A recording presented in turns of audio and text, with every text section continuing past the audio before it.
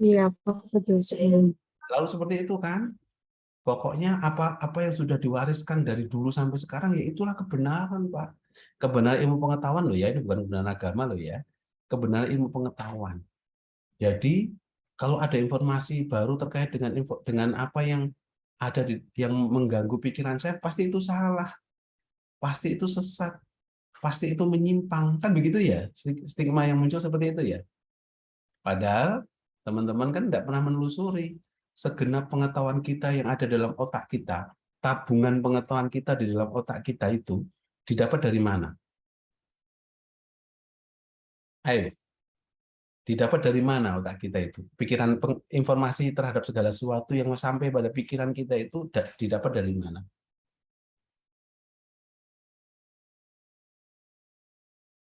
Ayo, kita tahu demokrasi itu apa, kita tahu bahasa itu apa, kita tahu agama itu apa, kita tahu menteri-menteri itu siapa, kita tahu Universitas Airlangga itu apa. Informasi itu didapat dari mana? Dari ilmu pengetahuan. Dari Zafnora, internet, Pak. Dari ya, internet atau juga dari buku bisa. dari internet, Dari manusia itu sendiri, Pak. dari guru, dari mana tulis? Dari manusia itu sendiri. Dari manusia itu. Nggak ada yang memberitahu yang lain. Ya enggak, maksudku ya kayak Bapak nyerangin inilah.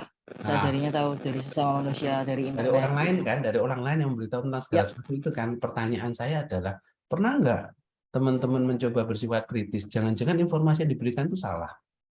Pernah sih. Tenang nih. Beneran. Serius.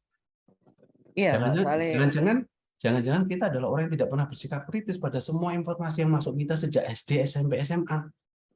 Akibatnya apa? Jika muncul sesuatu yang baru itu mesti sesat, yang baru itu mesti salah. Kan gitu ya? Mirip pada zaman ketika era Yunani kuno awal. Ada filsuf namanya Sokrates. Tahu Sokrates? Pernah dengar nggak Sokrates itu? Pernah, Pak. Pernah, nanti kalau mengidolakan Sokrates nanti anaknya diberi nama Sokrates itu, Tatian itu loh. Nah, Sokrates itu adalah seorang filosof yang dia tidak percaya pada semua informasi yang ada pada saat itu. Karena bagi dia, informasi yang ada saat itu belum pernah ditinjau ulang, belum pernah diuji ulang. Sehingga dia tidak percaya dengan mitos, tidak percaya dengan legenda-legenda, karena itu tidak bisa diverifikasi. Nah, Sokrates bertanya pada semua orang yang merasa tahu. Ya kan? Pertanyaan itu kemudian melahirkan, jawaban orang itu akan melahirkan pertanyaan baru yang diuji kembali. Sampai akhirnya Sokrates yakin bahwa orang-orang itu sebenarnya tidak pernah tahu apa-apa gitu. Hanya merasa sok tahu. Akibatnya apa yang terjadi pada orang ketika semua pengetahuan yang ada pada masa itu dicoba dipertanyakan ulang oleh Sokrates? Apa yang terjadi kemudian?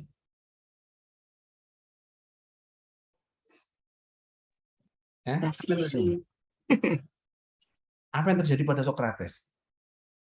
Ditolak oleh para masyarakat. Ditolak oleh masyarakat. Masyarakat goncang. Oh, ini ada orang aneh. Ini ada orang gila gitu kan?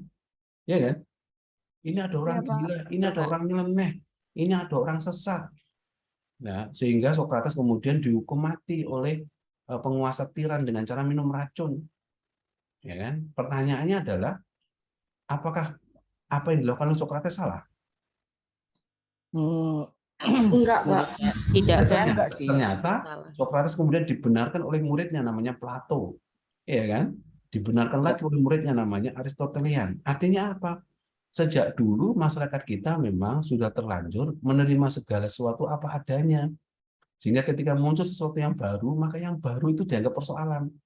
Padahal bisa jadi yang masalah itu yang lama. Kan gitu kan? Benar nggak? Iya, Pak. Nah, Iya, Iya, Pak. kata seorang filosof namanya Julia Kristeva, nanti kenalan sama Julia Kristeva ya, bukan Julia Robert loh ya ini, namanya Julia Kristeva.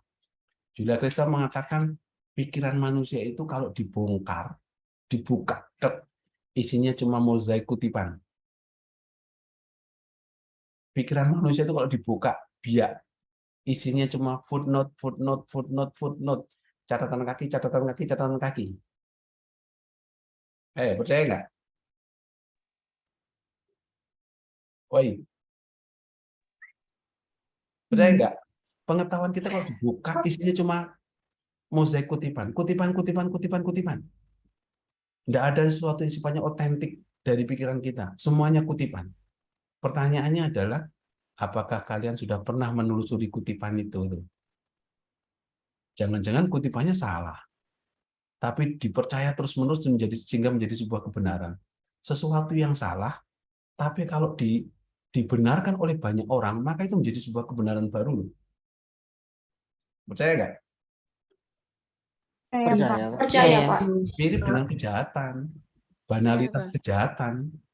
Kejahatan sifatnya banal, sebuah kejahatan, tetapi kok dilakukan oleh banyak orang, maka itu akan menjadi sebuah kebiasaan baru, sehingga tidak dianggap lagi sebagai sebuah kejahatan. Iya nggak? Iya, Pak. Iya, karena Iya, Pak. orang terbiasa, sehingga kalau tiba-tiba ada orang baik, ini yang aneh itu loh. Ini yang nyeleneh. Yes. Nah, begitu juga dengan pikiran kita, dibuka isinya cuma kutipan-kutipan.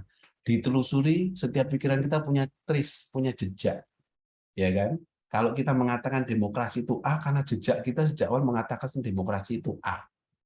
Ya, kita mengatakan Amerika itu liberal karena sejak awal memberitahu bahwa Amerika itu liberal.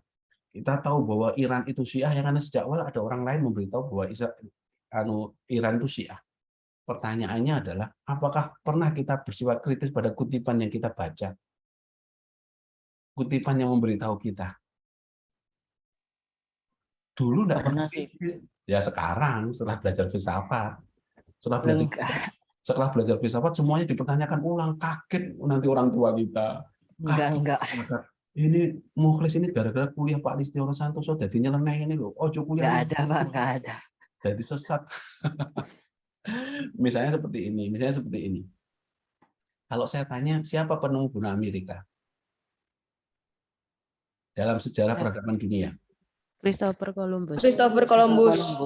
Pertanyaan saya, dari mana Mbak Heni tahu bahwa penemu benua Amerika adalah Christopher Columbus? Dari buku sejarah, Pak. Nah, pernah nggak Mbak Heni mencoba bersifat kritis? Jangan-jangan buku sejarah itu adalah buku sejarah yang penuh dengan bias kolonial, bias kepentingan orang Eropa. Nah, karena masa itu kan benua Amerika ditemukan, tapi udah ada penghuninya begitu. Iya kan? Kan begitu kan? Iya. Sejak kapan benua Amerika hilang tuh? Tiba-tiba sejarah Amerika mengatakan bahwa penemu benua Amerika adalah Christopher Columbus. Padahal di Amerika nggak pernah hilang. Di sana sudah bermukim penduduk namanya suku Indian.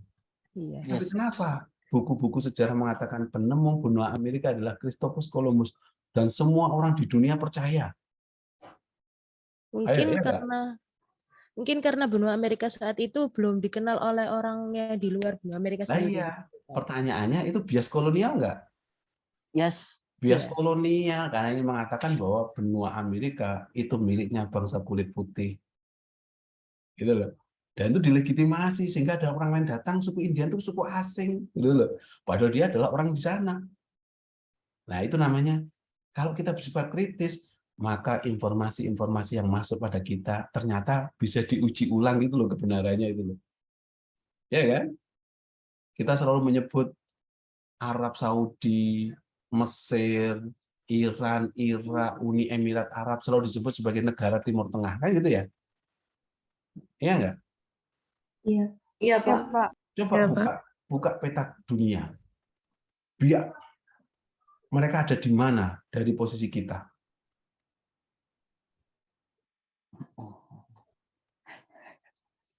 Ada di mana? Barat, Pak. Kenapa kita menyebut Timur Tengah? Padahal posisinya di barat kita. Ayo.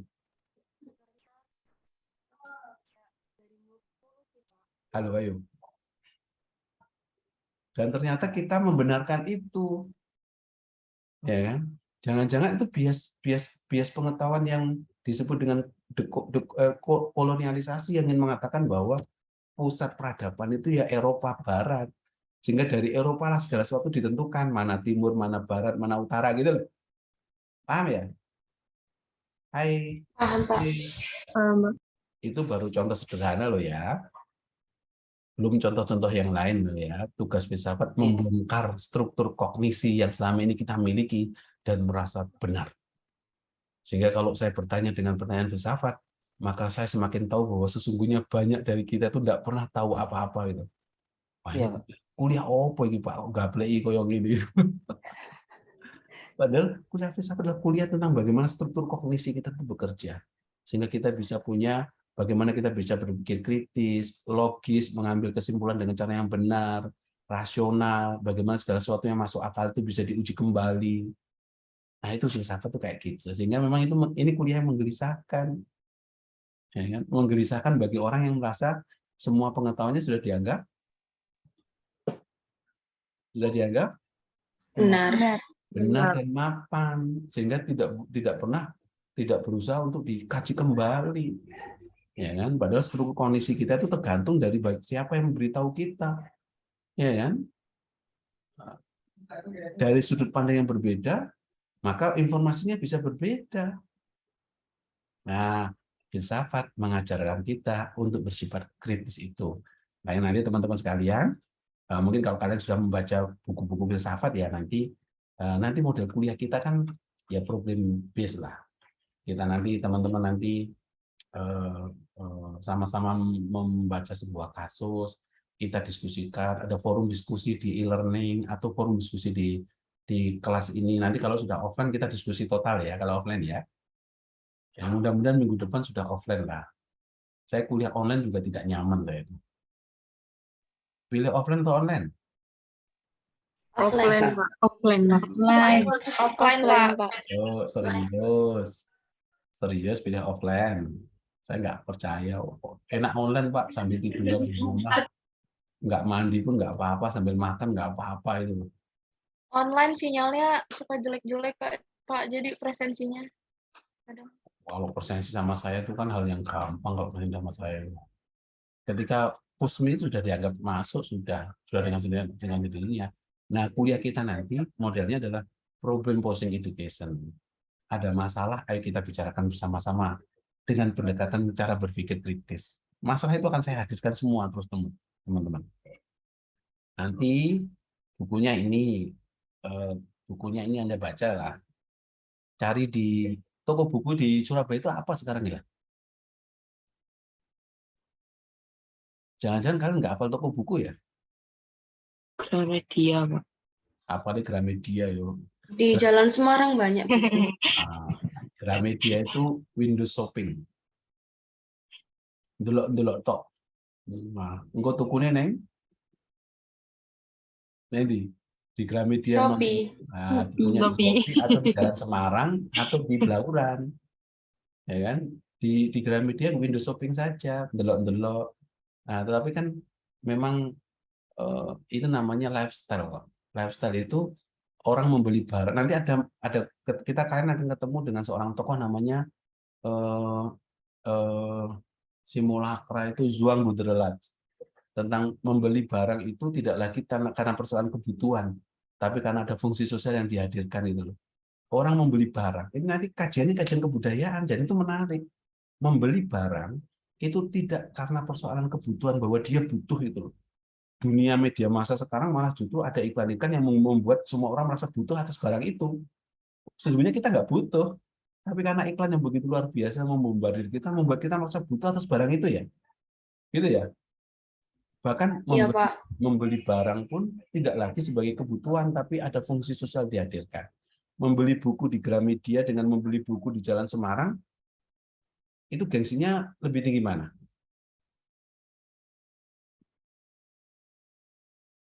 Gengsinya lebih tinggi mana? Gramedia. Sehingga meskipun gunanya sama, buku yang dibeli sama, beli buku di Gramedia dengan beli buku di Jalan Semarang itu sama, tapi fungsi sosial yang dihadirkan dengan membeli buku di Gramedia itu berbeda dengan di Blauran atau di Jalan Semarang. Kan begitu ya? Orang kalau masuk Gramedia ada sesuatu imajinasi yang dimainkan. Ada branding yang dimainkan. Wah, ini mesti kelas sosial tertentu ini ya. Di Gramedia buku saya epistemologi kini itu di Blauran itu epistemologi itu harganya kita 84 mungkin. Tapi kalau Gramedia bisa 112.000 misalnya. Apalagi kalau beli bukunya bajakan itu bisa 25.000, 35.000 gitu kan. Tapi kan kelas sosial yang dihadirkan kan beda. Beli buku di Gramedia, difoto, diupload statusnya gitu ya. Sekarang gitu nggak? Iya, Pak, banyak yang gitu. Iya, karena itu namanya teorinya, namanya prosumer. Memproduksi sekaligus mengonsumsi. Mengonsumsi buku, tapi memproduksi gaya hidup. Mengonsumsi makanan, tapi memproduksi gaya hidup. Makanya di hana masa. Belum sampai makannya datang, sudah sibuk selfie, itu kan? Diinformasikan kepada seluruh khalayak dunia bahwa saya sedang makan di sebuah restoran mewah namanya hana masa. Gitu kan? Yang sibuk makannya atau sibuk selfie-nya? Selfie-nya, Pak. Selfie. Itu namanya prosumer. Teorinya namanya prosumer. Memproduksi sekaligus mengonsumsi. Kita mengonsumsi barang, tapi di balik mengonsumsi barang itu ada produksi gaya hidup itu. Nah, itu kan menarik kan? Filsafat menjadi menarik kan kalau kita pelajari ya. Nah, nanti bukunya ini teman-teman sekalian. Ada bukunya, ini dulu buku wajib ini. Bagi orang yang kuliah filsafat ini wajib. Ini seperti kitab sucinya orang filsafat tahun 90-an itu. Saya dulu hafal betul itu Elementary of Philosophy itu halaman berapa? Halaman 112 itu tentang epistemologi. Halaman 430 itu tentang saya dulu hafal kayak gitu tuh. Ya kan? Hafidul apa ini? Hafidul Pak Lis, seperti ini ya, Pak. Ya, iya, bukunya itu bukunya itu loh. Diwaca durung weh. Baru sampai halaman mungkin 20-an, Pak. Loh, Dan coba agak susah juga. coba kata pengantarnya. Filsafat Iya. tidak membuat roti itu ya. Ya, betul sekali, Pak. Ya kan, filsafat tidak membuat roti. Iya. Loh.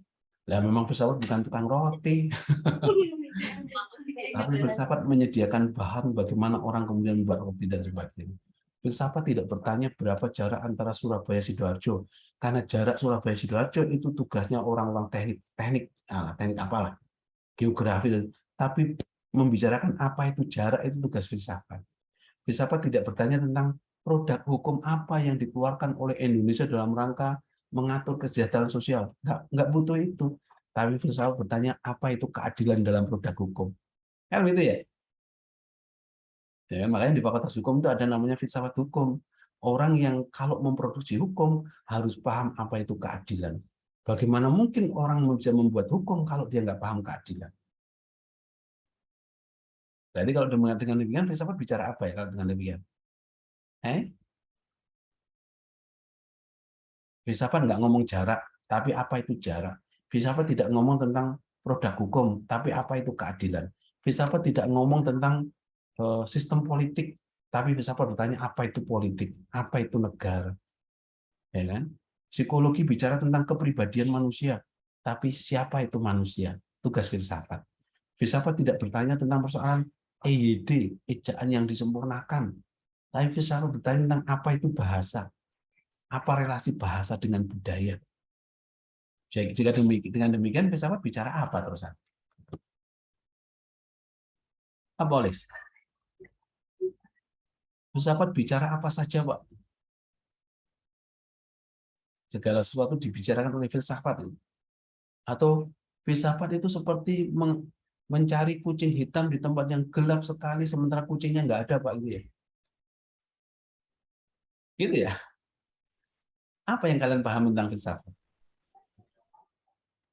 Ayo. Mencari dari sumber permasalahannya. Mencari dari sumber permasalahannya. Nanti di pertemuan selanjutnya akan ketemu dengan ciri berpikir filsafat namanya radikal.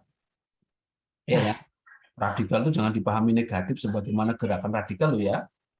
Radikal dari kata terminologi radik. Radik itu ke akar-akarnya. Berpikir sampai sesuatu yang paling dalam.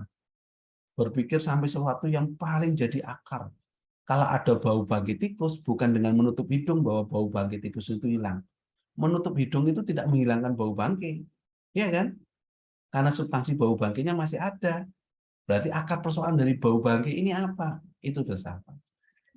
Ya kan? Jadi filsafat itu mencari akar dari semua persoalan itu. Makanya sifatnya abstrak, tidak konkret. Dia membangun sebuah episteme berpikir. Dia membangun sebuah konsepsi berpikir. Ya kan? Makanya tapi dia dibutuhkan meskipun abstrak dia dibutuhkan. Ya. Makanya kalau kalian nanti ketemu dengan seorang filosof, seorang yang belajar filsafat, Mungkin memang agak gimana gitu loh. Kalau misalnya saya tanya begini, Mbak Zafira, apa yang Mbak Zafira pahami tentang agama? Apa Pak? Nggak kedengaran, maaf. Apa yang Mbak Zafira pahami tentang apa itu agama? Agama adalah sebuah kepercayaan yang dianut oleh seseorang. Nah, dipegang jawabannya ya, agama adalah sebuah kepercayaan yang dianut oleh seseorang. Kata kuncinya adalah sebuah kepercayaan dan dianut oleh seseorang. Pertanyaan selanjutnya, ini belum selesai loh ya. Filsafat itu kan sifatnya implikatif, mengajukan pertanyaan dan menghasilkan pertanyaan baru. Itu filsafat. Nah, itu tugas filsafat ya enak. Isinya gue takok, wae loh. Tugas ilmu pengetahuan sih jawab pertanyaan filsafat. Jadi enak jadi filosof itu. Bertanya terus-menerus. Tapi bertanya ini bukan sekedar bertanya, tapi bertanya yang sungguh-sungguh bertanya. Kata seorang filosof namanya Sartre dalam bukunya Being and Nothingness, intelektualitas itu sesungguhnya dimulai dari pertanyaan, bukan diakhiri dari jawaban. Nah, intelektualitas itu dimulai dari pertanyaan. Seorang intelektualitas adalah seorang yang selalu gelisah untuk menghasilkan pertanyaan-pertanyaan baru itu loh. Ya kan? Pertanyaan-pertanyaan baru itulah yang kemudian dicari jawabnya oleh ilmu-ilmu pengetahuan. Hasil jawaban ilmu pengetahuan itu pasti akan melahirkan pertanyaan baru. Ya kan? Itu akibatnya apa kalau muncul pertanyaan baru?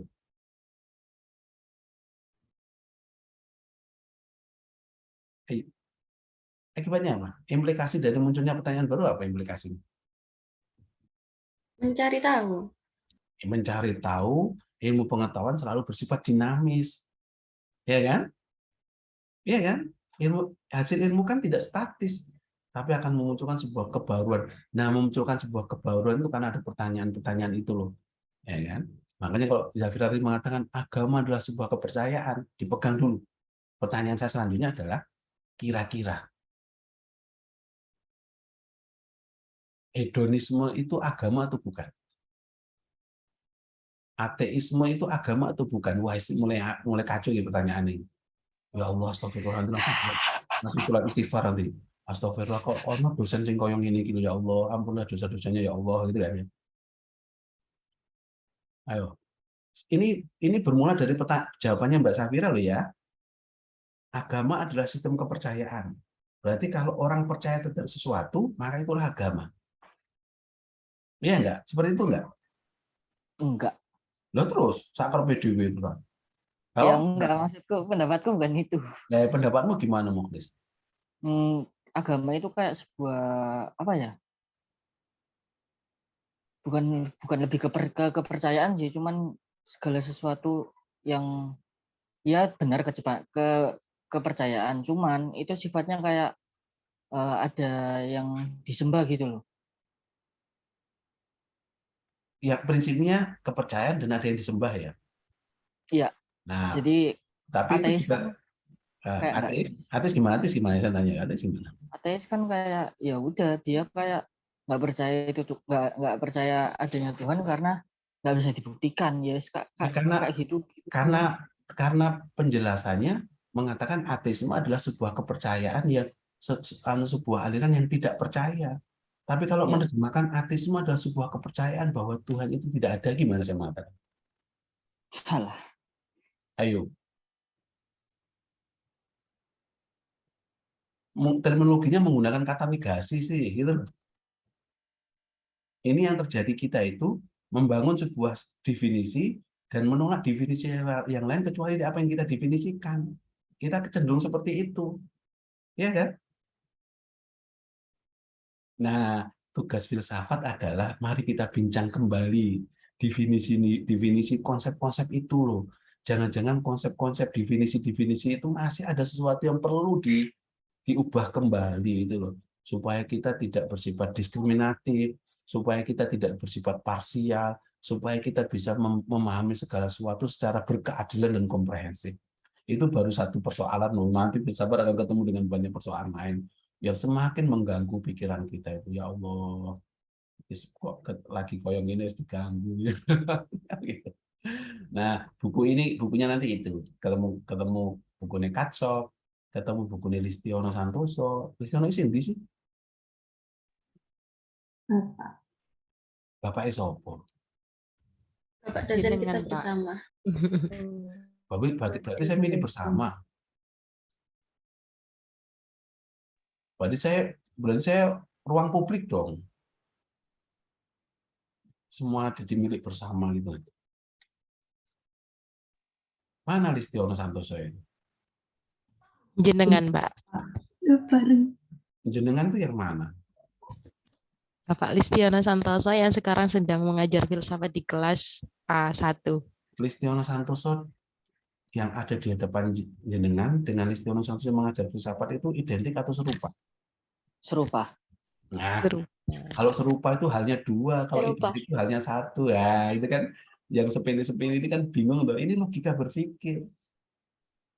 Serupa itu halnya dua, identik itu halnya satu. Paham maksud saya nggak? Paham, Pak. Paham. Ada dua kursi yang warnanya kuning di tengah-tengah kelas kita. Dua kursi itu identik atau serupa? Serupa. Serupa. Kuning, tapi nggak identik karena halnya dua.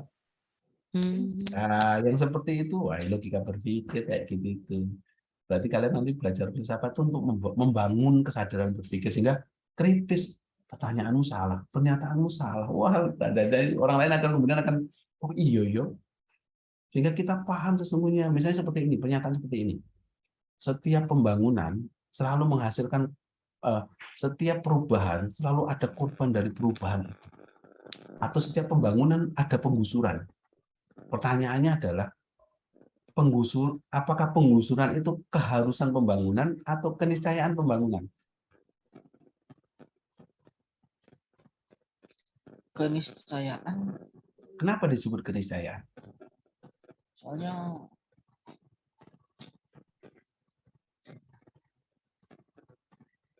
Apa ya? Ini sepele, dan itu bisa suatu saat nanti kita bisa pakai untuk menganalisis ketika terjadi korban dalam pembangunan, ada orang digusur di mana-mana. Ini penggusuran, kalau ada pembangunan ya memang ada penggusuran. Penggusuran itu keniscayaan, implikasi logis saja, tapi bukan keharusan. Paham ya maksud saya? paham.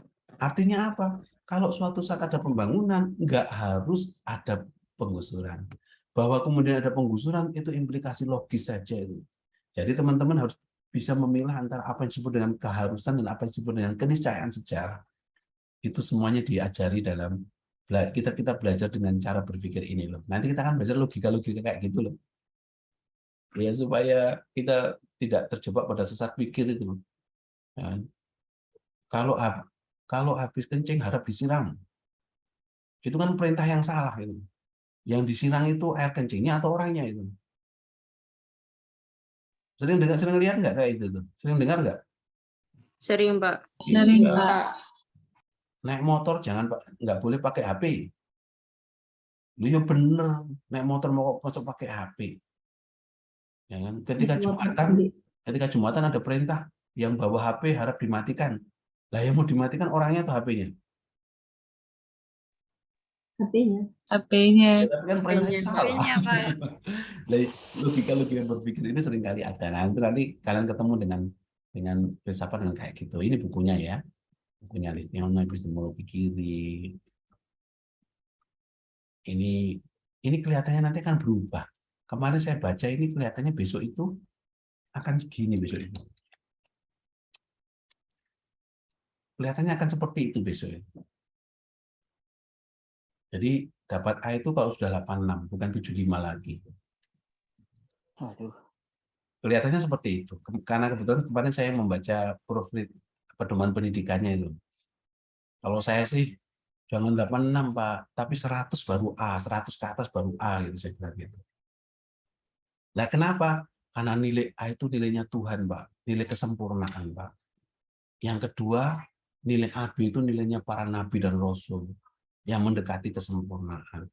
Nilai B itu ya nilainya nilainya para wali atau apa. BC, nah, BC itu baru mahasiswa Pak. Kira-kira kalau gitu gimana? Setuju nggak nilainya 86 atau 100 baru A? Enggak. Langsung bilang Nggak setuju, Pak. ya udah kalau Susah, begitu, Pak. kalau Nggak begitu setuju. nilai A kalau ini ya 0 sampai 39 setuju nggak nilai A? Setuju. Setuju. Nah, Setuju, Pak. 0 sampai 39 nilainya A. Berarti yang nilainya B itu minus. Nanti nilainya tak kasih B minus semuanya supaya B. Karena nilai A itu nilai kemanusiaan. Nilai karena dosennya berbaik hati. Bukan nilai sesungguhnya. Nah, oke teman-teman. Ini bukunya sudah. Ini materi-materi kita nanti. Ini materi-materi yang nanti Anda pelajari dan Anda diskusikan bersama kelompok. Tugas kalian adalah membuat kelompok, per kelompok 3 orang, 3 orang, 3 orang, 3 orang. Ya kan? Nanti kuliahnya berdasarkan kelompok, membahas kasus berdasarkan kelompok gitu ya. Nanti kontennya yang membuat kelompok itu. Ya, nanti kuliahnya yang nggak harus dalam kelas lah. Nanti kita sesekali datang ke mall. Ketika ketemu teorinya dekonstruksi atau rasio komunikatif, kita datang ke mall. Kita kuliah ke mall. Ya bukan untuk one stop shopping, tapi mengamati fenomena gitu loh. Ya kan? Kita ketemu dengan beberapa komunitas untuk belajar kuliah apa gitu. Jadi kuliah nggak harus dalam kelas. Kuliah dalam kelas itu menyiksa. Ya kan? 2 jam mendengarkan ceramah dari saya itu kan siksaan luar biasa itu. Yang ngomong juga tersiksa, yang mendengar juga tersiksa itu. Sehingga nanti kita kuliahnya di luar kelas juga. Setuju nggak kalau seperti itu? Setuju, Pak. Setuju, Pak. Setuju, Pak. Apalagi makan di traktir gitu ya. Setuju sekali, Pak. Sekali ya, doakan Setuju, melimpah ruah. Nah, ini presensinya e-learning, ini saya teman-teman sekalian. Kenalan dengan saya dulu alumni filsafat, meskipun sekarang jadi dosen di Fakultas Ilmu Budaya di program studi Bahasa dan Sastra Indonesia. Saya tersesat di FIB sekarang itu. Saya tersesat. Wong di sini nggak ada filsafat soalnya. Ini buku-buku saya teman-teman sekalian. Nanti tanggal 24-25 kita ada acara Festival Semeru di Tengger. Mau ikut nggak kira-kira? Mau, Pak. Festival budaya di Tengger. Mau, Pak. Tanggal 24-25. Mau, Pak. Mau. Bayar berapa, Pak? Aduh nggak tahu ya. Saya bukan nano ya, bukan bagian Tahu tiket. berapa, Pak? Saya nggak tahu ya. Kalau saya di bagian tiketingnya ya nggak apa-apa nih bayar berapa. Ya. Kelihatannya nanti ya hanya bayar akomodasi. Atau kalau kalian rumahnya di Ranupane ya nggak usah bayar, langsung tidur di sana itu, camping di sana. Ya, ini buku saya. Buku yang monumental. Anak tanggal 12 April 2006 buku ini pernah dibakar oleh sebuah komunitas keagamaan karena dianggap mengajarkan Marxis. Saya masih ngetul buku ini diambil dari sebuah toko buku, dibakar. Ya, kebetulan saya ada di situ. Untungnya mereka nggak kenal saya yang bakar itu. Saya tanya gitu, Mas, sampai tahu isi buku itu? Pokoknya buku ini ada Marxis, mengajarkan komunisme dan sebagainya. Sampai baca belum? Belum. Bagaimana sampai tahu bahwa buku ini sesat? Hanya gara-gara gambarnya. Ingat loh, dalam filsafat adalah sebuah quote yang mengatakan begini, lebih baik tolak sesuatu yang diketahui daripada menerima sesuatu yang tidak diketahui. Mikir langsung. Apa kuwi bahasane tambah aneh-aneh ngomong. Lebih baik tolak sesuatu yang diketahui daripada menerima sesuatu yang tidak diketahui. Apa maksudnya apa itu?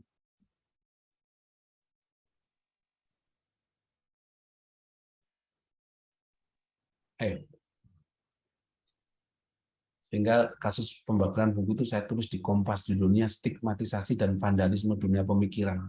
Saya tulis di Kompas itu dan dimuat. Makanya kalau teman-teman nanti di kuliah saya nulis di media massa, dimuat dapat A di kelas saya. Kuliahnya merem nanti. Merem mesin itu A kalian nanti loh. Nulisnya koran dimuat langsung A. Itu janji saya kepada teman-teman. Apa artinya tadi loh? Tolak sesuatu yang diketahui daripada menerima sesuatu yang tidak diketahui. Hai, Kayak gini nggak sih? Apa ya? jangan pakai kayak. Kayak itu sebuah narasi bahwa kita tidak percaya diri. Iya. Lebih menolak apa yang kita ketahui itu kayak lebih ke kayak menolak berpikir bahwa kita ini udah tahu. Jadi kak menerima apa yang apa tadi lupa. Ya intinya kayak apa ya? Kayak misalnya kita kayak menolak apa yang kita ketahui itu kayak menolak percaya lah. Harus ditelusuri berlanjut gitu. Ya, salah satunya itu Aisyah Nurilah. Kalau menurut saya ya Pak, mungkin lebih begini. Jangan Lebih pakai baik mungkin. menolak. Mungkin itu adalah Ya, lebih probabilitas. baik. Ya, lebih baik. Ya, maksudnya lebih baik kita menolak sesuatu yang kita sudah paham betul, kita tahu itu maksudnya bagaimana, dan kita merasa itu salah, jadi kita tolak daripada kita bagaimana menolak sesuatu yang enggak kita tahu. Lebih baik tolak sesuatu yang diketahui daripada menerima sesuatu yang tidak diketahui. Ya, lebih baik daripada menerima sesuatu yang nggak kita ketahui. Kita kan nggak paham betul, jadi daripada kita hanya menerima hal yang kita nggak tahu apa-apa, lebih baik kita menolak hal yang sudah kita ketahui betul. Jadi tidak mudah dibohongi ya, tidak mudah ditipu ya. Wala taqfu ma laisa laka bihi ilmu. Janganlah kamu mengikuti sesuatu yang tidak tahu ilmunya, ya kan?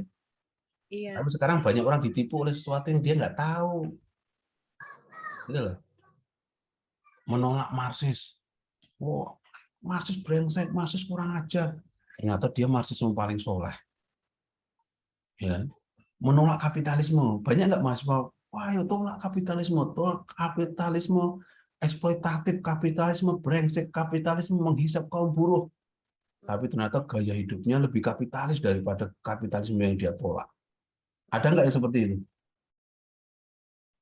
Ada. Banyak, Pak. Akeh pol. Nah, tadi ada yang mau komentar, siapa tadi? Ayo. Yang lesbian itu. Siapa tadi? Alia Putri Agustina. Alia Putrinya Agustin itu. Alia Putrinya Agustin ini. Kalau menurut saya, kalau ada inovasi baru itu sebaiknya kita mulainya dulu kayak mengkajinya terlebih dahulu baru memutuskan menerima atau menolak gitu Pak. Ya, hampir sama. Ada yang komentar lain? Ada yang tidak setuju? Yang lain tidur ya? Ini ada emotik apa ini? Melongo ya. Halnya emotik apa itu halnya? Nah, kayak gitu. Jadi, kalau kalian belajar sesuatu, pahami sesuatu secara baik. Sehingga dengan memahami sesuatu secara baik, kemudian kita bisa ngambil jarak. Kita setuju atau tidak dengan pemahaman itu. Daripada sudah terlanjur menolak, ternyata kita menjadi bagian dari apa yang kita tolak. Paham ya? Paham ya? Paham, Pak. Ya? Nah, itu logika-logika seperti itu. Ini buku saya yang lain, Gus Durian. Saya itu Gus Durian, tapi bukan Gus Kepompong. Saya itu Gus Durian. Ini tulisan-tulisan saya di media. Kalau kalian tulis di koran, langsung A di kelas saya. Nah, oke, begitu teman-teman sekalian. Nah, kita sekarang baru ngomong tentang... Oke, ada komentar? Halo? Ada komentar nggak? Ayo, siapa yang takut? Sakarepmu lihat takut. Sakarep jenengan tadi. Saya membayangkan nanti kalau kuliah kita jam 15 sore semuanya, ya Allah. Satu jadwalnya jam 15, 1, 2, 3, 4, 5, ya Allah, 5 hari ya jam 15 semuanya itu loh. Berarti kan saya nggak boleh pulang sebelum maghrib ini ya. Ini kan dolim ini yang buat jadwal ini. Yang buat jadwal saya. Ayo Arinda. Mau nggak Arinda mau tanya apa? Itu tadi kan katanya Bapak ada perubahan Katanya siapa? itu tadi Bapak kan bilang ada informasi baru dari Apa? Informasi baru apa itu? itu yang untuk wilayah A tadi Pak. Ah, Itu untuk mata kuliah filsafat saja atau ya enggak. Masuk sistem hanya berlaku parsial. Sistem itu berlaku universal. Ya kan? Itu sistem. Cuma memang itu belum disetujui. Cuma saya baca kemarin, kebetulan saya yang profil pedoman pendidikannya universitas. Jadi kok 4, wah ya ini pasti akan banyak ditolak itu oleh di UNER itu memang paling rendah. Di tempat lain itu 86 baru A. Bahkan ada yang 90 baru A, itu ada kampus-kampus tertentu. Kita tuh murah hati betul, 75 dapat A. Bayangkan nilai 75 sama dengan nilai 100 loh itu harganya dia. Ya kan? Berarti nilai 100 tuh ya alah podo bae, berarti nggak usah ngejar 100, ngejar 75 aja sudah cukup. Itu masih belum Mbak Arinda. Mukhlis. Mau nanya, Pak. Gini, Kenapa gini? Nggak kita kan ada. kebanyakan itu kan kita menerima informasi itu kan dari kecil, lebih ke apa ya? Lebih ke doktrin sih, Pak. Maksudku misalnya mitos-mitos dari kecil, misalnya habis maghrib gak boleh keluar, bla bla bla dan segala macam. Nah, menurut saya kan kalau misalnya kepercayaan selama ini yang istilahnya digoyahkan sama filsafat kan rata-rata dari doktrin ya, Pak. Nah, untuk menghindari itu gimana sih, Pak? Maksudnya kan kebanyakan yang melakukan doktrin itu orang tua sendiri, terus orang-orang terdekat. Kalau misalnya kita menolak atau berbeda pendapat itu kayak ditentang habis-habisan gitu, kayak apa ya istilahnya, kayak semua itu dilogikain, kayak semua itu diiniin, padahal kan ya gitulah intinya. Padahal kan kayak semua itu kan nggak harus dipikir gitu. Man is animal rasional. Manusia adalah binatang yang berpikir. Yang membedakan kualitas kebinatangan dan kemanusiaan adalah kemampuan berpikir itu. Ya kan? Man is animal rasional, kata Aristoteles. Manusia itu adalah binatang yang berpikir. Berarti man is animal. Is itu bisa manusia kemudian sama dengan binatang. Yang membedakan manusia dengan binatang adalah kemampuan berpikir. Rasional. Karena kemampuan berpikir itulah maka manusia bisa menciptakan kebudayaan. Maka kebudayaan itu budi yang menggerakkan daya, akal budidaya, budi yang menggerakkan daya. Binatang punya kemampuan berpikir nggak? Punya, Pak. Dia punya pengetahuan, tapi binatang nggak bisa. Dia punya pengetahuan, tapi binatang nggak bisa mengembangkan pengetahuannya jadi ilmu pengetahuan, jadi sains. Sehingga binatang nggak bisa menciptakan peranata budaya. Tapi manusia dengan akal budinya bisa menciptakan kebudayaan. Ya kan? Dengan kemampuan akal budinya, maka manusia bisa menjadikan alam semesta itu sesuatu yang dulu biasa-biasa saja menjadi sesuatu yang bermanfaat. Man is animal rasional tadi. Dengan kemampuan berpikir tadi. Binatang sama manusia sama-sama punya hasrat seksual nggak? Ya. Sama, Pak. Ya, punya. Punya nggak? Berarti kualitasnya sama nggak hasrat seksual manusia dengan binatang? Sama, tapi menjadi berbeda kualitasnya karena manusia bisa menciptakan peranata budaya yang menjadikan hasrat seksual itu menjadi sesuatu yang sempurna, sesuatu yang sakral, sesuatu yang sifatnya kreatif bukan rekreatif. Apa itu peranata budaya yang diciptakan oleh manusia supaya seksualitas menjadi sesuatu yang berharga? Menciptakan apa manusia? Peranata budaya apa namanya? Menikah. Lembaga pernikahan. Lembaga pernikahan itu yang membuat seksualitas yang dulu sangat kotor menjadi sesuatu yang sakral, suci, mensucikan. Karena ada peranata budaya itu. Bayangkan jika binatang punya kemampuan menciptakan peranata budaya yang disebut lembaga pernikahan. Siapa yang repot? Penghulunya yang repot, kemenaknya yang repot. Ya kan? Binatang punya nggak? Tahu nggak? Makanan yang bisa dia makan dan makanan yang tidak bisa dia makan. Binatang tahu nggak? Tahu. Binatang punya rasa lapar nggak? Punya, Pak. Punya. Binatang tidak pernah bisa mengembangkan rasa lapar itu dengan menciptakan peranata budaya yang disebut dengan lembaga pekerjaan. Masa ono sih harimau kemudian dia butuh sapi dan kerbau, tak beternak sih gitu. Ada seekor harimau yang kemudian membangun peternakan. Nah, ada nggak? Nggak ada kan? Ada, Pak. Ya membangun peternakan yang manusia bisa menciptakan lapangan pekerjaan itu. Binatang itu dia makan apapun, ya apapun yang terjadi di alam semesta. Yang ada di alam itu ya digunakan dan dia makan begitu saja. Dia tidak akan mengolah makanan itu menjadi sesuatu yang dengan rasa taste yang berbeda. Harimau itu ketika butuh makan daging, ya apapun yang ada di alam semesta itu, ya, alam lingkungan itu ya dia buru. Ketemu kerbau ya dia makan kerbau itu, ketemu sapi ya dia makan sapi itu, ketemu manusia dia makan manusia itu. Tidak pernah punya imajinasi bagaimana menciptakan sarden dari daging itu loh. Nggak pernah punya imajinasi bagaimana menciptakan kebab dari daging itu loh. Ya enggak? Manusia bisa nggak menciptakan itu? Bisa, Pak. Manusia Bisa. bisa. Berarti kan Bisa. kualitas kemanusiaan kita berbeda dengan binatang.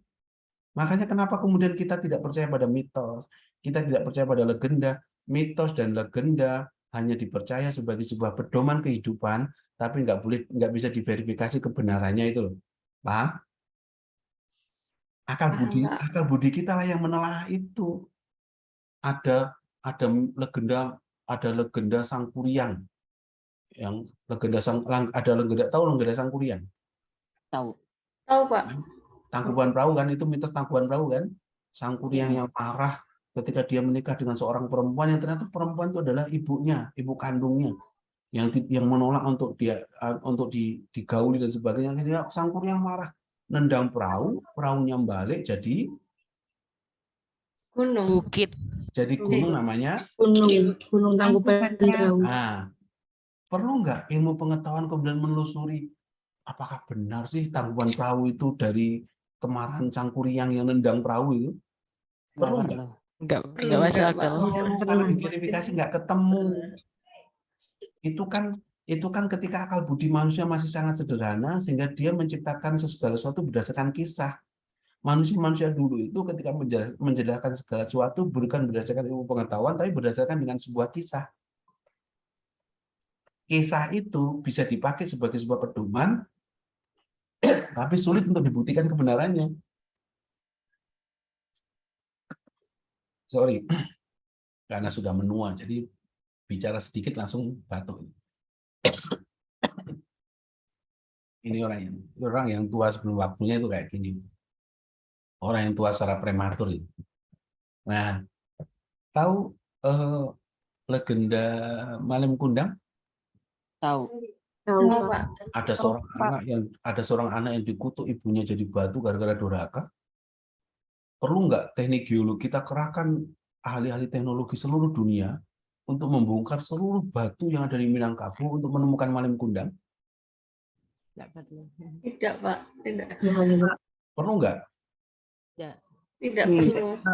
Kalau dibongkar nggak ketemu Malem Kundang, yang ketemu batu akik. Ya kan? Kenapa mitos-mitos legenda-legenda itu tidak boleh dipercaya sebagai sebuah kebenaran? Karena fungsinya memang sebagai sebuah petuah, sebagai sebuah pedoman, sebagai sebuah value, ada sebuah nilai yang diajarkan di sana. Ya kan? Orang tua kita dulu itu mengajarkan nilai dengan cara yang bagus. Ya kan? Daripada dengan menciptakan rasionalisasi, dia menciptakan mitos-mitos itu. Ojo durhaka kowe le. Nek kowe durhaka karo ibumu tak kutuk dari batu le. Zaman saya ini rasionalisasi. Ayo kutukan Bu menjadi batu. Ibu ini tantang malah itu. Tapi itu mitos sebagai sebuah pedoman pembelajaran. Ya kan, supaya anak tidak berani sama orang tuanya. Ya kan? Wong wedok itu aja lunga bar magrib. Oh, enggak cuma wong wedok, wong lanang yo aja lunga-lunga bar magrib. Oh nek bar magrib kesabet setan itu ya. Pernah dengar enggak?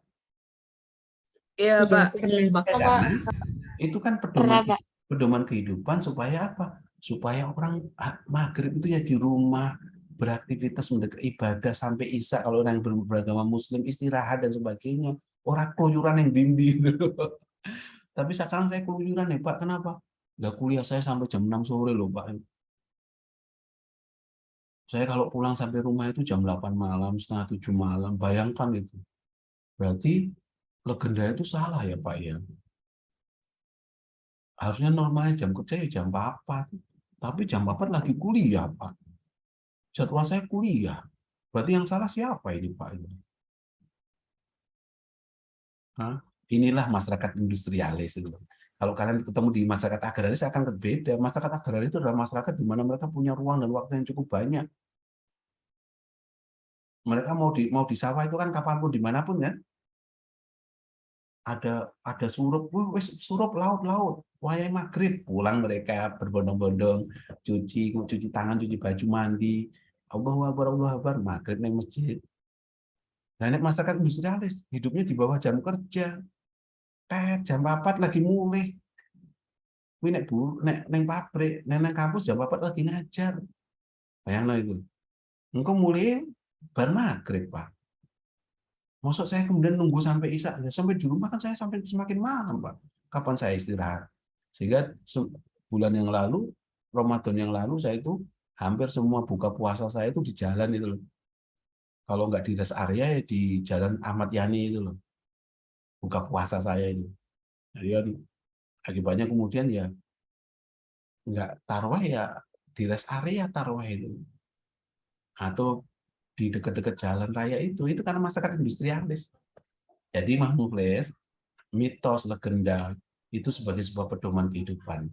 Tidak harus di kemudian kita rawat sebagai sebuah ilmu pengetahuan, tapi itu penting sebagai sebuah nilai yang pada saat tertentu orang kemudian bisa diajarkan tentang bagaimana hidup yang baik tanpa harus dengan rasionalisasi. Gitu. Sama seperti kalau kalian baca Bilangan Funya Ayu Tami, kalian sastra kan? Iya. Iya, Pak. Pernah baca novel belum? Sering. Pak. Sopo paling terelie yo. Novel sopo sing diwaca ya? Lain, Kak. Pak. Sopo novel sopo takok aku ya. Paling Tinlit Ciklit gitu ya. Doraemon gitu ya. Makanya kan semester 1 ini dalam skenario pengembangan karakter kan wajib berkegiatan apresiasi seni dan sastra. Kalian tuh nanti wajib baca sastra nanti. Wajib baca sastra, resensi sastra, mengambil kegiatan seni dan sebagainya. Itu nanti kita wajibkan nanti. Nah, Bilangan Funya Ayu Tami itu adalah sebuah novel yang luar biasa yang melakukan kritik atas rasionalisme, melakukan kritik atas teknologisasi modern, yang ternyata rasionalisasi dan teknologisasi modern membuat manusia itu semakin serakah gitu loh. Ini kan lihat. Bilangan Fu itu mengajarkan tentang ada seorang tokoh namanya Parangjati yang dia pintar tapi sangat memegang teguh tradisi. Dia percaya bahwa hutan lindung itu ada penunggunya, itu dia percaya gitu. Hutan lindung itu ada penunggunya. Kan mitos-mitos Jawa itu kan selalu mengatakan gitu ya, setiap hutan mesti orang Sumbawa Rekso gitu ya. Pohon besar selalu ada penunggunya, selalu gitu kan ya. Iya, Pak. Itu kan Ya, Pak. ternyata sebuah mitos yang dipakai dalam rangka apa? Agar masyarakat tuh merawat hutan dengan cara yang baik gitu loh. Hati-hati konek nebang pohon sembarangan, nanti Sumbawa Rekso marah. Yang marah apa? Alam lingkungan, akhirnya banjir, gundul di mana-mana, gitu kan? Kenapa? Karena masyarakat rasional modern itu menggunakan ukuran rasionalitas. Hutan itu adalah sesuatu yang harus dimanfaatkan. Ditebang pohonnya dijadikan mebel, gitu kan? Ditebang pohonnya dijadikan persawahan, gitu kan? Tidak berpikirannya hanya persoalan ekonomis murni, tidak persoalan magis mistik. Nah, makanya benar Muklis tadi, dalam keadaan tertentu orang kemudian berpedoman bahwa legenda-legenda, tradisi-tradisi itu penting dalam rangka untuk merawat kehidupan yang lain itu. Paham ya? Iya, Pak. Nah, itu makanya tugas ilmu budaya itu juga kita bukan mengabaikan mitos legenda. Mitos legenda itu penting dalam keadaan tertentu. Kenapa orang Tengger itu tidak mau menjual tanahnya kepada orang-orang Tengger? Bagi-bagi orang Tengger, tanah itu punya fungsi magis mistik. tidak hanya punya fungsi ekonomi. Kalau orang punya fungsi ekonomi, tanah ya dieksploitasi saja. Tanah ya dijual kemana-mana, yang penting menghasilkan ekonomi, gitu kan? Sehingga tanah dianggap sebagai materi.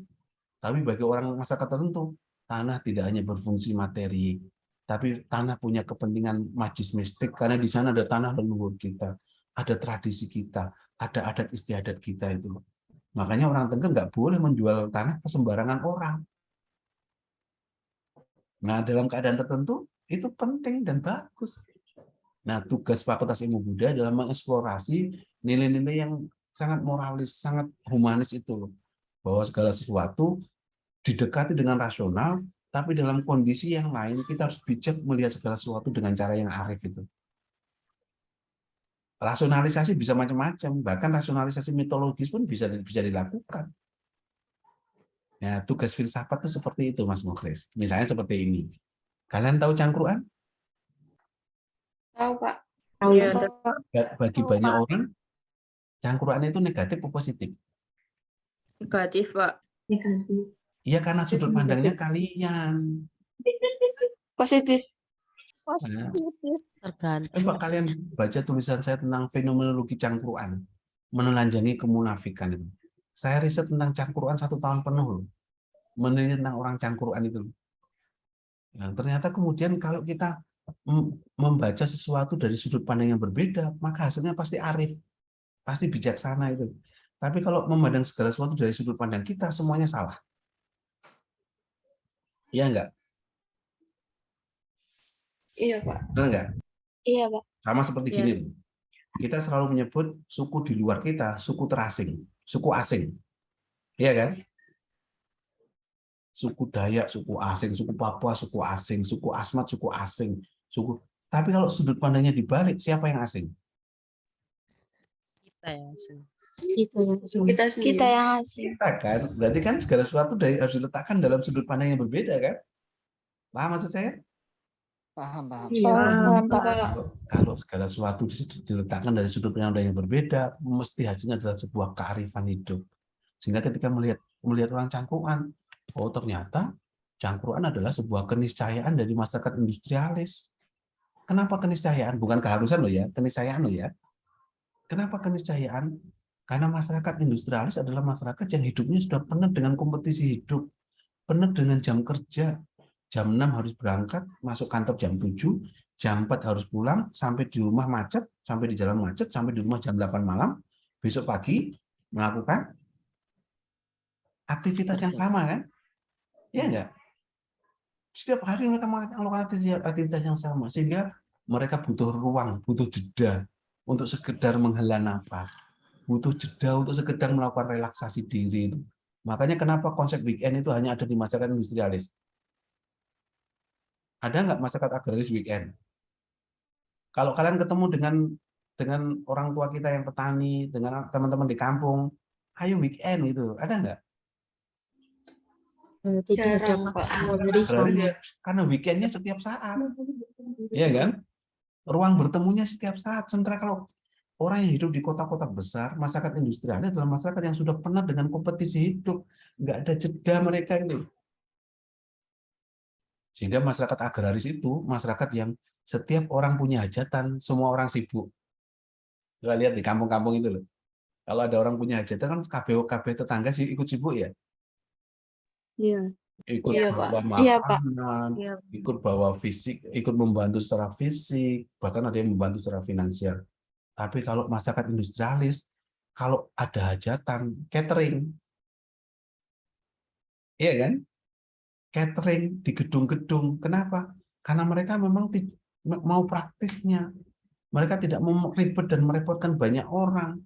Karena filosofi hidupnya kemudian bergeser dari komunalitas menjadi individualitas. Makanya kenapa kemudian cangkruan menjadi sesuatu yang niscaya dalam masyarakat kota, namanya Surabaya, kita membacanya dengan cara melihat langsung dari mereka. Nah, filsafat, nanti kalian ketemu dengan salah satu materi dalam filsafat namanya fenomenologi. Fenomenologi adalah mengajarkan kita untuk kembali kepada objeknya secara langsung. Bukan dari sudut pandang kita, bukan dari sudut pandang buku, bukan dari sudut pandang peneliti, tapi dari sudut pandang pelaku. fenomenologi, kembali kepada fenomenanya, das Ding an sich. Nanti ketemu dalam fenomenologi. Jadi mata kuliah ini akan ketemu langsung dengan praktek-praktek yang setiap hari kita saksikan gitu loh. Ya kan? Kita bisa berdiskusi dengan hal itu. Ada komentar? Mukhlis, Fadila. Boleh ngomong soal mitos tadi nggak, Pak? Kalau saya bilang nggak boleh, gimana? Gini, kan banyak lah orang gara-gara dari kecil itu kan tujuannya buat kayak moral dan segala macam. Cuman banyak juga yang sampai ke bawah sampai dewasa dan bilang kayak, soalnya saya pernah ngalami hal ini. Saya coba menentang pemikiran itu dan dijawab, ini gaib, ini kayak dunia beda dari kita, kayak misalnya kayak malaikat itu kan gaib. Ya kayak mitos-mitos ini juga, misalnya tentang setan segala macam ini kan gaib, jadi nggak bisa dirasionalisasi. Gimana komentar Bapak kalau boleh tahu? Ada 3 wilayah rasionalitas. 1 rasionalitas, segala sesuatu yang masuk akal, segala sesuatu yang masuk dalam ruang panca indera manusia, maka segala sesuatu yang masuk dalam ruang panca indera manusia itu harus bisa dibuktikan kebenarannya. Dipegang ya. Segala sesuatu yang masuk dalam ruang panca indera manusia, tahu yang disebut dengan ruang panca indera manusia, apa saja ini? Raba. Iya, kita bisa membaui, bisa melihat, bisa mendengar, gitu kan? Iya, Pak. Gelombang suara itu bisa dilihat nggak? Nggak bisa. Tapi Tidak kita bisa bisa. mendengar. Tapi kita bisa mendengar Iya. kan? Berarti Bisa. gelombang suara itu nyata atau gaib? Nyata. Nyata. Karena panca indera kita bisa mengalaminya. Maka Menangkapnya. dalam rasionalitas, hukum rasionalitas, segala sesuatu yang dialami oleh manusia, yang betul-betul dialami oleh manusia, maka itu harus bisa diverifikasi kebenaran. Maka ilmu bekerja di situ. Makanya orang Eropa menciptakan handphone, gadget ini untuk menangkap gelombang suara. Iya kan? Tapi kalau orang terjebak dengan mistis, suatu saat nanti kalian datang ke sebuah lantai di sebuah gedung bertingkat di lantai 3 sendirian. Tiba-tiba di tengah kesendirian itu ada suara nyung misalnya itu. Atau suara-suara apalah, suara-suara aneh itu. Tapi kuping kita betul-betul mendengar. Orang yang berpikir mistis dengan orang yang berpikir rasional mesti beda memperlakukan suara itu. Ya enggak? Ayo Mukhlis. Iya, Pak. Kalau orang berpikir mistis, wah, iki ono makhluk gaib ini, iki ono jin iki. Oh, sehingga yang dimunculkan apa? Istighosa akbar, gitu kan? Rupa-rupa dupa, ya kan? Tapi kalau orang yang sains, oh ini ada gelombang suara, ini ada materi. Kita harus menangkap materi ini. Maka orang Eropa menciptakan handphone, menciptakan radio. Coba radio itu ditempatkan pada masyarakat primitif yang belum pernah mengenal peradaban. Dan radio itu disetel. Apa pendapat masyarakat primitif terhadap radio itu? Dikira Tuhan. Dikira makhluk ajaib gitu loh. Bisa bicara Ya, sendiri. makhluk Karena itu rasionalitas yang Mukhlis ya. Segala sesuatu yang masuk dalam panca indera manusia, maka itu harus bisa diverifikasi, harus bisa dibuktikan. Listrik itu bisa nggak kita lihat dan kita dengar? Energi listrik itu loh. Bisa nggak? Tidak bisa, tapi kita bisa rasakan nggak kehadirannya? Bisa. Bisa. Suatu saat nanti kalian datang ke sebuah tempat, ada sebuah tembok atau sebuah pohon dipegang bergetar, kayak kesetrum itu loh. Orang yang berpikir rasional logis dengan orang yang berpikir mistis pasti beda memperlakukan itu. Iya kan? Orang berpikir mistis, wah di pohon ini ada makhluk halus yang menunggu gitu kan, sehingga hati-hati gitu, sehingga pohonnya jadi keramat. Tapi kalau orang berpikir rasional logis, ini pasti ada materi di dalam pohon ini loh. Oh itu apalagi di situ ada kabel, misalnya gitu kan, aja pikirnya gitu kan. Oh ini ada materi ini adalah ini datang energi. Ya kan? Maka Thomas Alva Edison bisa menangkap energi listrik dengan menciptakan bola lampu listrik. Nyala bola lampu listrik itu. Makanya harusnya orang-orang seperti itu yang bisa mengatakan Rabbana ma khalaqta hadza batila. Sungguh Tuhan tidak ada sia-sia yang kuciptakan di muka bumi ini, semuanya bermanfaat itu loh. Ya kan? Nah, itu rasional. Yang kedua namanya irasional. Sesuatu yang tidak masuk akal. Sesuatu yang mustahil. Contohnya apa?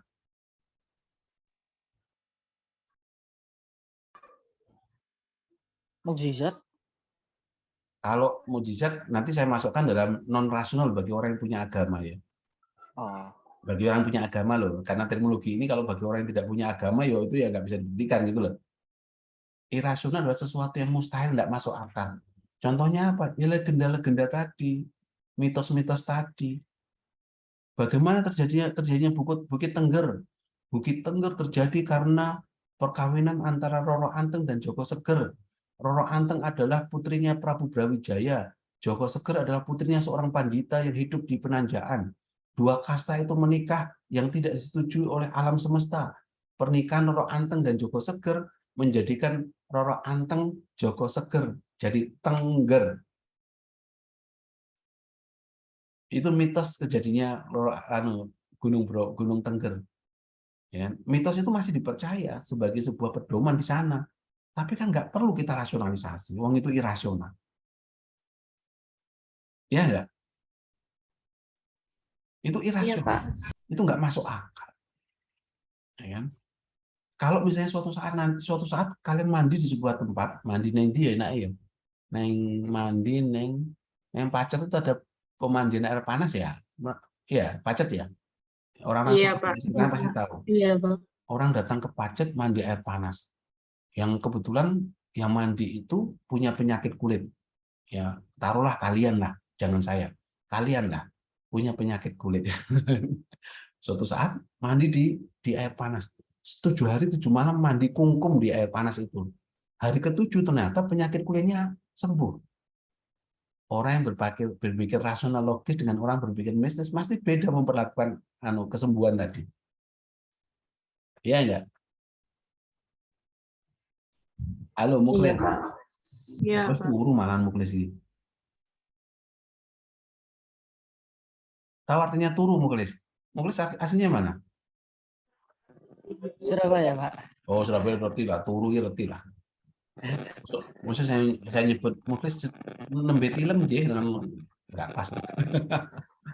Nah, orang pasti akan mengatakan, orang yang berpikir mistis, wah air ini bertuah, ya kan? Air ini sakral, air ini ajaib, sehingga air itu dipuja-puja sebagai sebuah keajaiban gitu. Tapi kalau orang yang berpikir logis, rasional logis, di dalam air ini pasti ada materi, ada sesuatu yang membuat penyakit kulit saya ada sembuh itu.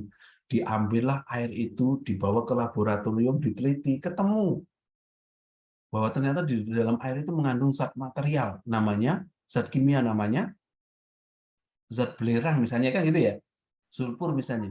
Sehingga mungkin zat belerang itulah yang dianggap sebagai sing bau reksa gitu loh. Paham maksud saya, Mas Muklis? Paham. Itu ya sing bau reksa itu yang belerang tadi loh. Tapi karena alam pikirnya masih mengatakan bahwa yang masih sangat sederhana, yang mengatakan bahwa air itu sakral. Tapi ilmu pengetahuan tidak boleh berhenti seperti itu. Ilmu pengetahuan harus membuktikan, ya kan? Karena dia rasional, dialami oleh manusia. Kecuali manusia nggak mengalami penyakit kulit yang sembuh itu kan dialami oleh manusia. Dialami oleh manusia, maka ilmu pengetahuan harus membuktikan. Maka jenis yang kedua namanya irasional. Sesuatu yang mustahil, sesuatu yang masuk akal. Sebenarnya kalau di Eropa hanya berhenti pada dua ini, rasionalitas dan irasionalitas. Tapi bagi orang-orang timur seperti Indonesia, percaya dengan rasionalitas yang ketiga namanya non-rasional. Sesuatu yang tidak berhubungan dengan akal budi, tapi berhubungan dengan keyakinan. Paham? Maksud saya paham? Paham, Pak. Seperti keyakinan akan sesuatu yang gaib namanya malaikat, namanya jin. Keyakinan akan kehidupan setelah kematian, ada surga neraka, ada alam barzah. alam barzah dan sebagainya itu dialami oleh manusia atau bukan? Atau tidak? Untuk sekarang enggak. Dialami. Ya tidak. Itu dialami oleh manusia setelah manusia itu meninggal. Ya kan? Iya Pak, maaf. Iya, Kalau Pak. kalau sekarang ada yang mengalami berarti kalian aneh itu kan? Iya kan? Pertanyaannya kan dia dialami sesudah dia selesai sebagai manusia. Karena dia sudah selesai pada manusia, maka wilayah namanya non-rasional, tidak berhubungan dengan akal budi, tapi berhubungan dengan keyakinan. Kalau orang percaya dengan alam barzah, perlu nggak ada fisika kuantum yang membuktikan adanya alam barzah? Enggak Tidak, perlu. Pak. Tidak Nah, perlu. kalau sesuatu yang gaib yang diyakini oleh manusia dalam agama-agama itu, kemudian bisa dijelaskan oleh sains secara metodologi dan teori, apa yang jadinya pada agama?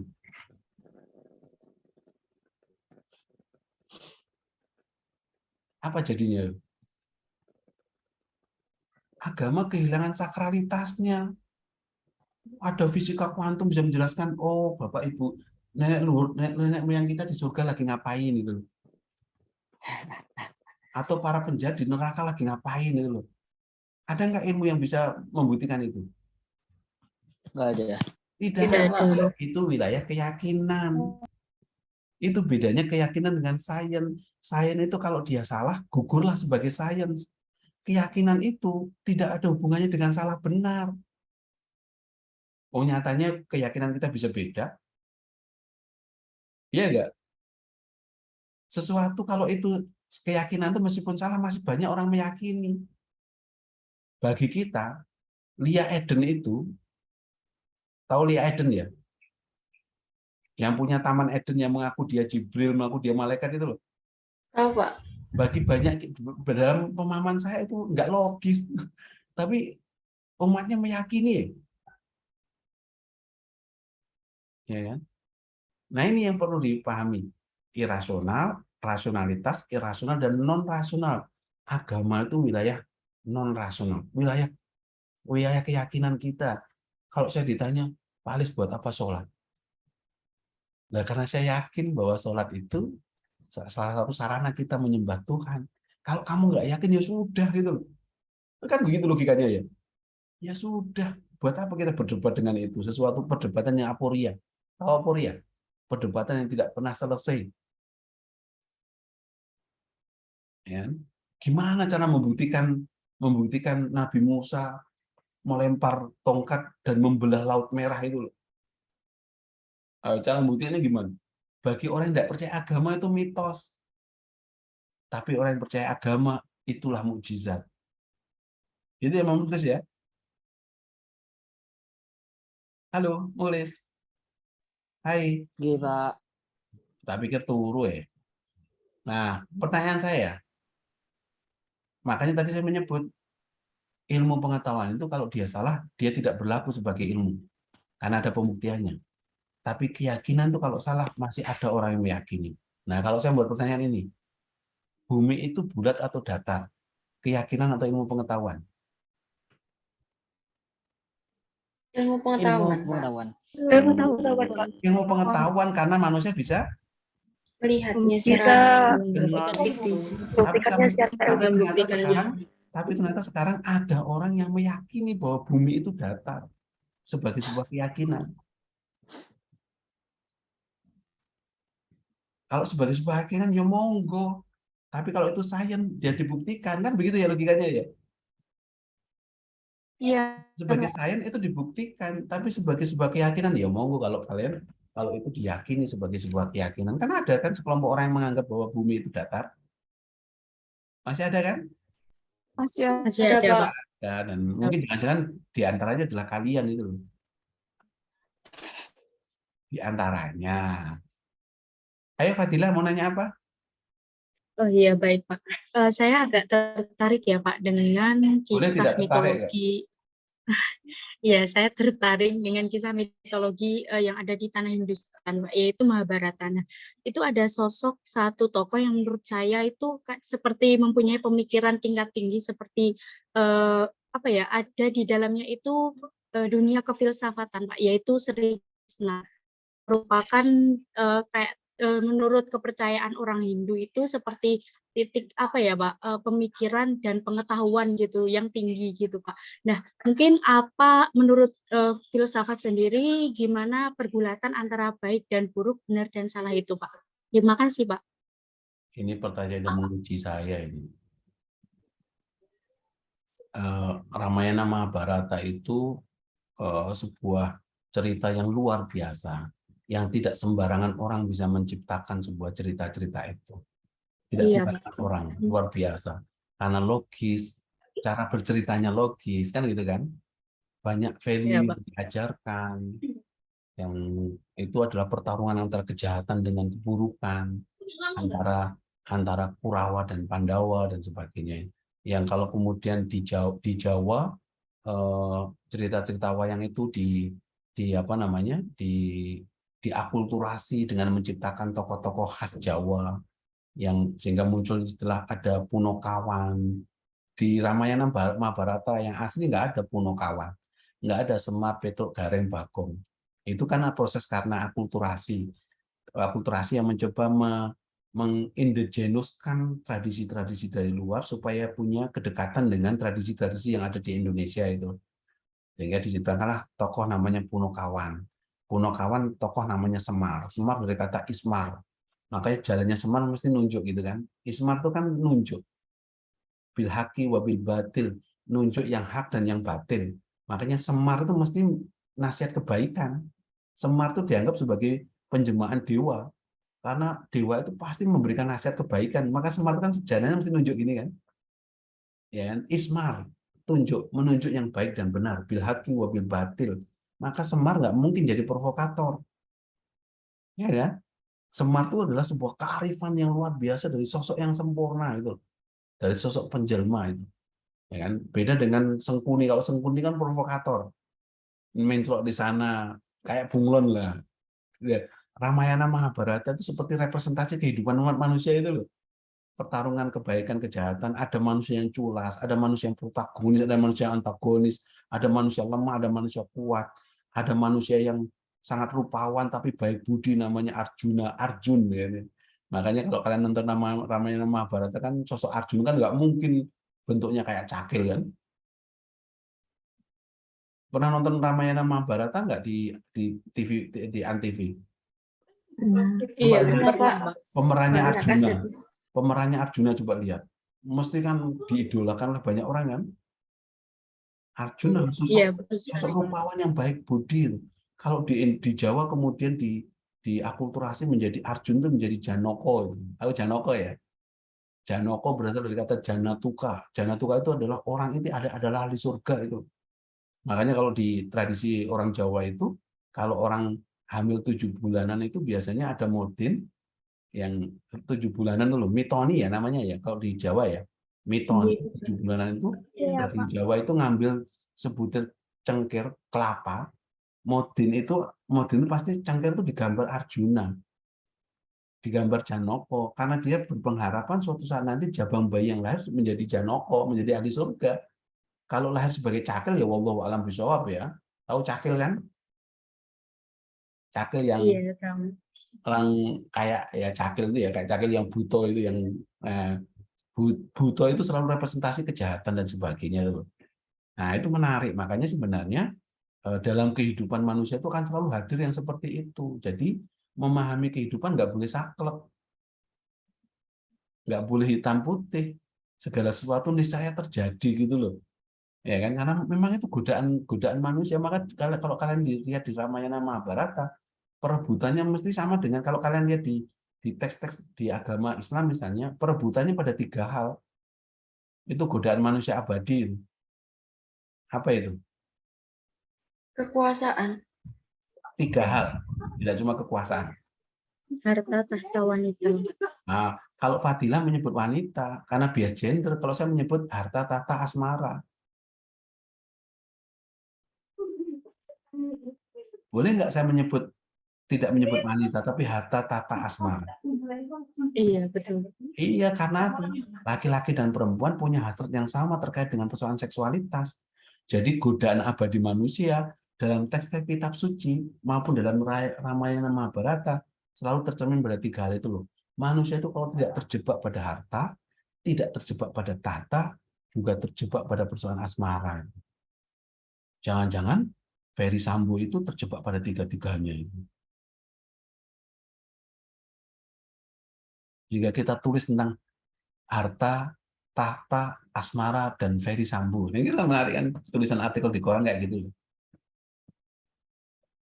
Jadi kayak gitu ya Mbak Fadila ya. Semua cerita-cerita yang direnungkan dan cara mendalam itu pasti menghasilkan sebuah nilai yang luar biasa itu. Kalau kalian lihat bagaimana Konfusianisme yang mengajarkan tentang nilai kearifan timur, fufu sese itu. Jadilah manusia itu sesuai dengan keutamaannya itu.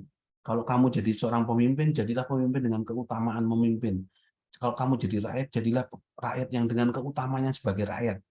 Plato menyebut keutamaan seorang pemimpin adalah kebijaksanaan. Keutamaan seorang prajurit adalah keberanian. Keutamaan seorang rakyat adalah kesabaran. Wah, jika keutamaan hidup itu menyatu jadi satu, negara ini mesti aman. Paham maksud saya? Paham, Bang. Ya kan? Andai kata kita punya pemimpin yang bijaksana, andai kata kita punya prajurit yang berani menegakkan konstitusi dengan cara yang baik, andai kata kita punya rakyat yang sabar, innallaha ma'as-sabirun, BBM naik ya sabar gitu kan ya. Sedang ada kebijakan yang sedang ya sabar. Kalau kesabaran itu dibarengi dengan sikap kritis, negara ini pasti akan baldatun thayyibah. Gitu loh, logikanya kan begitu. Jika semua orang bekerja sesuai dengan dengan keutamaan hidup. Ini sebenarnya pernah saya tulis dalam sebuah tulisan judulnya Republik Plato untuk Indonesia. Coba saya tarik tulisannya ya. Republik Plato.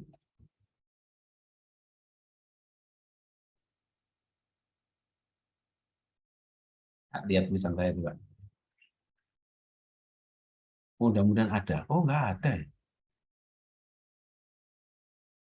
Oh, coba saya tulis. Saya pernah nulis ini. Saya pernah menulis tentang bagaimana orang harus hidup dalam keutamaan hidupnya itu.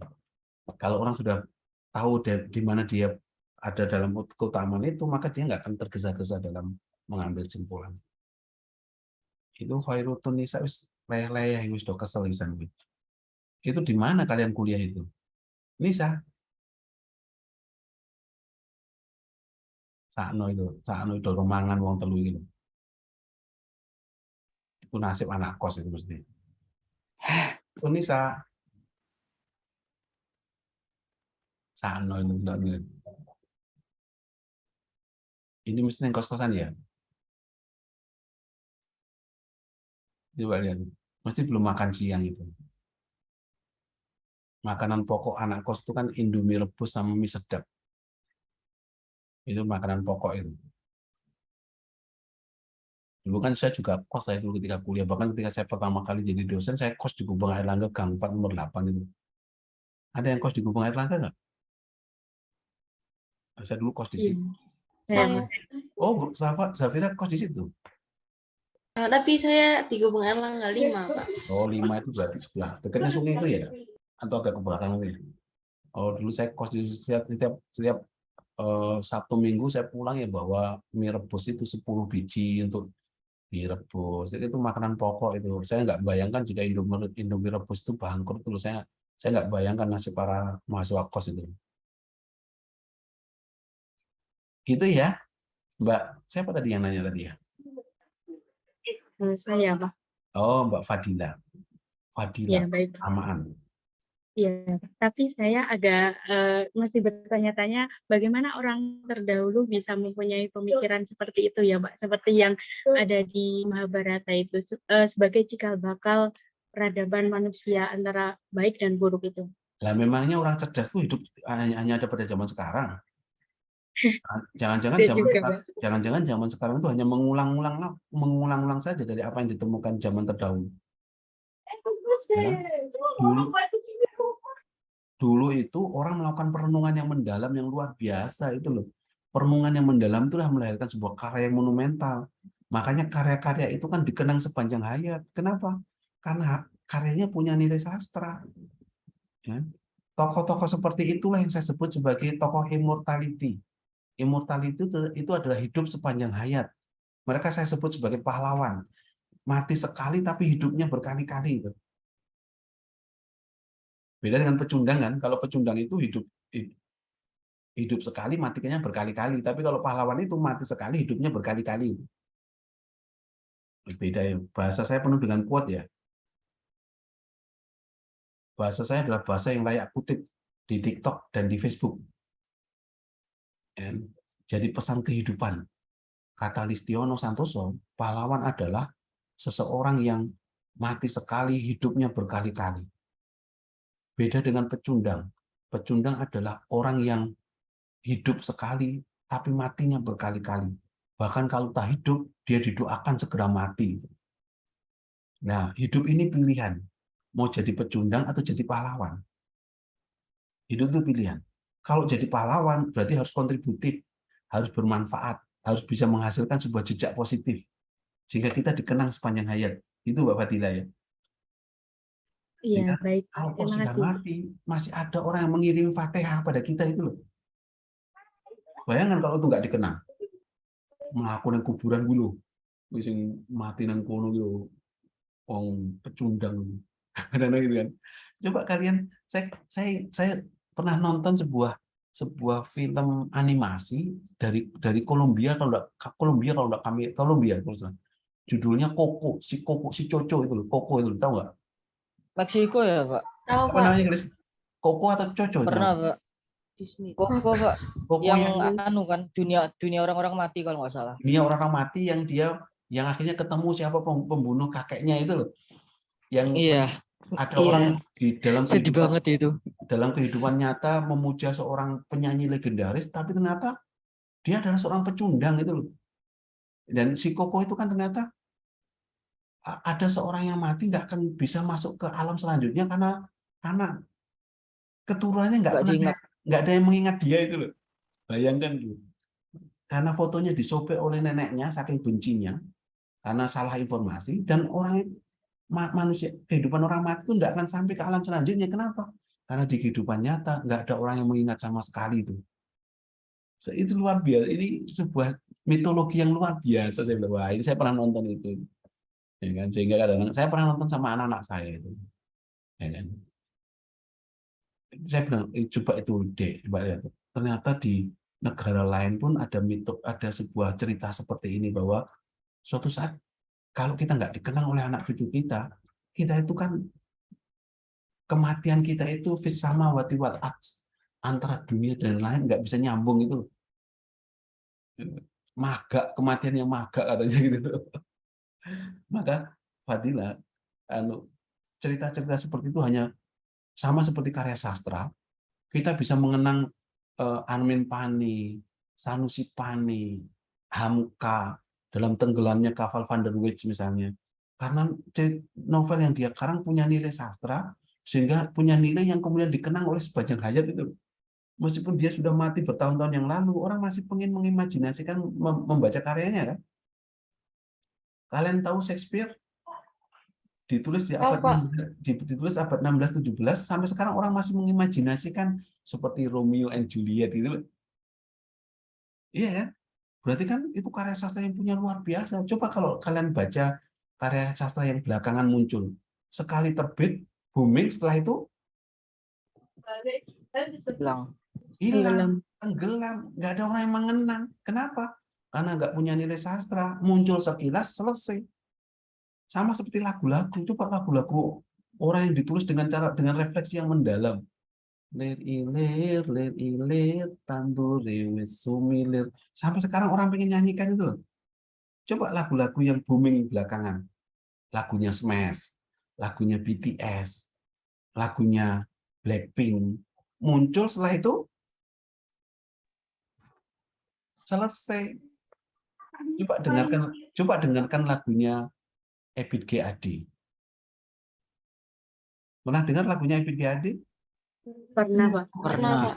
Ebit G. Ade, Linus Suryadi, M.H. Ainun Nadjib belajar pada seorang sastrawan namanya Umbulan Duparinggi. di Persada Malioboro, maka karya sastra mereka luar biasa. Ada Emma, ada Linus Suryadi dalam pengakuan Tarim misalnya. Ada Ebit yang lagu-lagunya coba lihat. Didengarkan kapanpun, dimanapun kan. Enak ya? Tapi coba lihat lagunya Ojo dibanding-bandingke misalnya. Ya booming sekarang ya, setelah itu ya kita lihat aja sebulan 2 bulan yang akan datang lagu itu. Ya selesai. Itu bedanya Mbak Fadila. Sebuah karya yang punya nilai sastra. Makanya kalau kalian membuat buku, membuat novel, jangan sekedar membuat novel. Jangan seperti pendongeng, tapi jadilah seorang sastrawan yang punya nilai sastra. Jika suatu saat nanti kita dikenang sebagai apa itu. Ya kan? Suatu saat nanti di kuburan kita tertulis di sini dimakamkan seorang tokoh.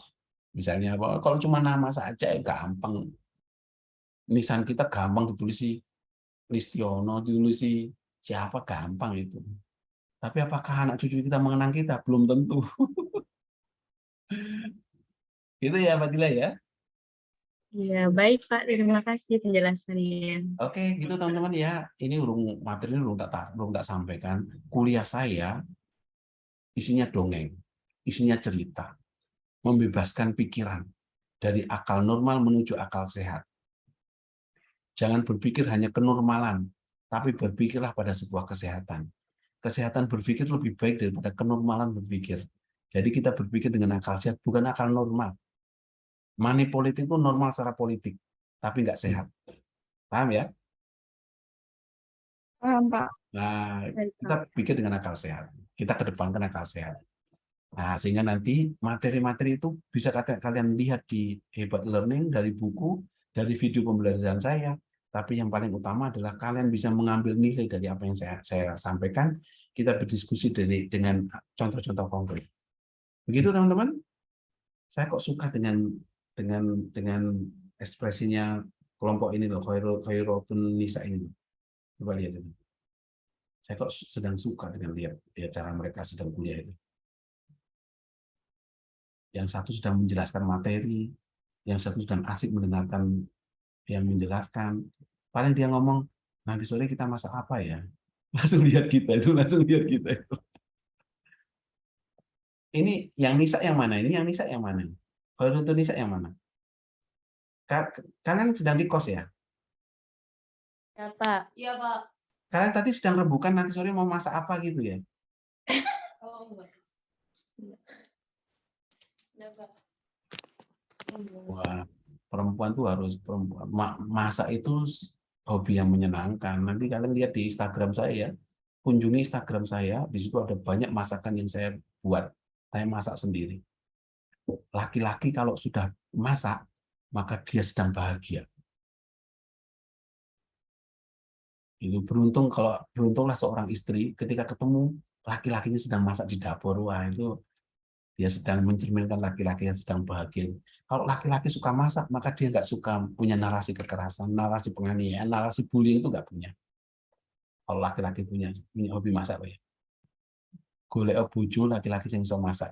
Minimal kayak saya. Oke teman-teman ya, kita ketemu minggu depan ya, hari Senin ya. Offline. Iya, Pak. Kita rusak pikiran kita hari Senin jam 15. Setelah itu yang muslim maghrib sambil sholat istighfar, sambil mohon maaf kepada Allah. Mohon ampunan pada Allah Subhanahu wa taala. Oke, kita ketemu Senin. Assalamualaikum warahmatullahi wabarakatuh. Semangat. Assalamualaikum warahmatullahi wabarakatuh.